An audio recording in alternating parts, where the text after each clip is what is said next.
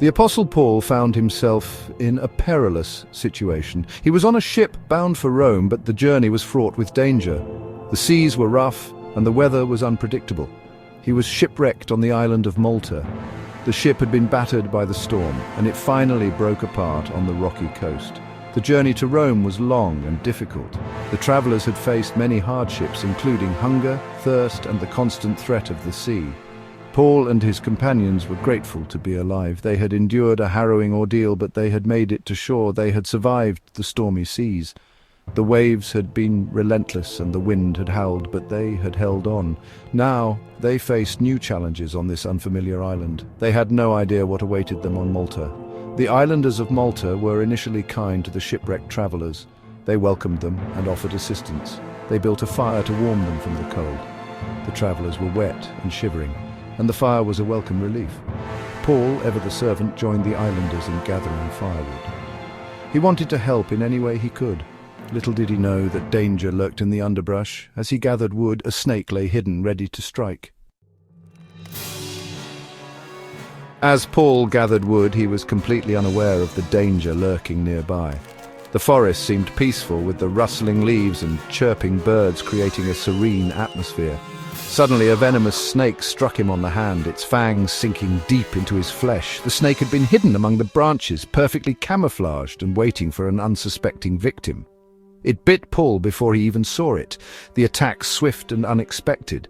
The snake fastened its fangs into Paul's flesh, holding on with a vice-like grip.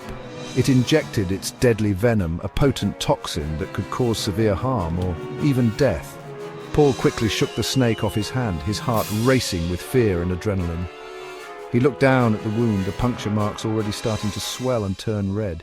He knew that he had been bitten by a venomous creature, the pain intensifying with each passing second.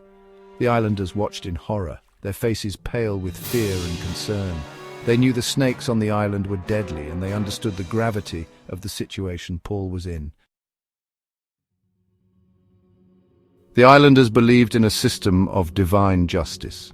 They thought that Paul's snakebite was a punishment. They assumed he must be guilty of some terrible crime. The islanders whispered amongst themselves. They concluded that Paul must be a murderer. They expected Paul to fall dead at any moment. They waited for the venom to take its toll. They believed that justice would be served. To the islanders' astonishment, Paul showed no signs of sickness. He didn't swell up. He didn't experience any pain. Paul simply stood there, unharmed. The islanders watched in disbelief. They had never seen anything like it. They had assumed the worst of Paul. Now they began to question their judgment. They realized that something extraordinary had occurred. The miracle of Paul's survival had a profound impact on the islanders. They had never witnessed anything like it before, and it left them in a state of awe and wonder.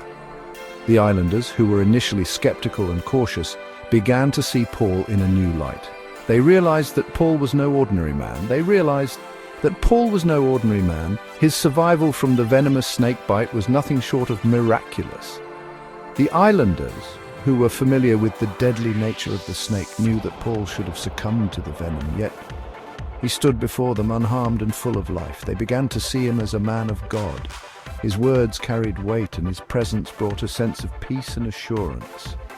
The islanders, who had their own beliefs and traditions, found themselves drawn to Paul's message. They were eager to learn more about the God he spoke of. They showed him great kindness and hospitality. The islanders opened their homes and hearts to Paul, offering him food, shelter, and gifts. Their generosity was a testament to the impact Paul had on them. They wanted to honor him and express their gratitude for the miracles they had witnessed. The islanders listened intently as Paul shared the gospel message. His words resonated with them, and they were captivated by the stories of Jesus and the promise of salvation. Paul's teachings brought hope and a new perspective to the islanders, who were eager to embrace this newfound faith. This event demonstrated God's protection over Paul. The snakebite, which should have been fatal, became a powerful sign of divine intervention. It was clear to the islanders that Paul was under the protection of a higher power, and this further solidified their belief in his message. It paved the way for the gospel to take root on the island of Malta. The islanders, who had been living in spiritual darkness, now had the light of the gospel to guide them. Paul's presence and teachings brought a sense of purpose and direction to their lives.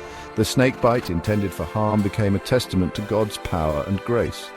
It was a clear sign that God was with Paul, protecting him and empowering him to fulfill his mission. The islanders could not deny the miraculous nature of the event, and it strengthened their faith in the message Paul brought. This miracle served as a powerful witness to the islanders, revealing the truth and power of the gospel. It was a turning point for many as they began to see the reality of God's presence and power in their lives. The miracle was a catalyst for change, leading many to embrace the faith. It furthered Paul's mission to proclaim the good news to the Gentile world. The events on the island of Malta were a significant milestone in Paul's journey, as they opened doors for the gospel to spread to new regions and cultures. The islanders' transformation was a testament to the power of the gospel and the impact of Paul's ministry.